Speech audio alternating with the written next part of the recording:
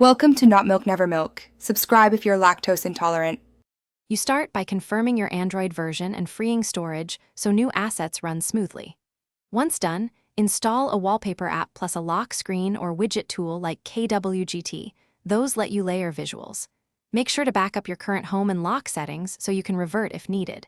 You want a clean baseline. This prevents conflicts and speeds testing.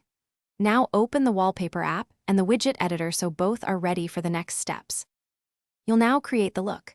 Pick a high-resolution wallpaper that matches the aspect ratio and mood you want. Then add widgets or a custom clock. Use overlays and set transparency between 15 and 30% so icons remain visible. Make sure colors and fonts harmonize with sufficient contrast for legibility. Test at different brightness levels. Once arranged, lock the layout and export settings if the tools allow. This layered approach gives a polished, consistent lock screen aesthetic. You're finishing up. Apply the lock screen and immediately test unlocking, notifications, and shortcuts so everything responds correctly.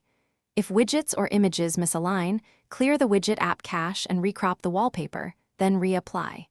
Make sure notification previews and biometric prompts remain clear.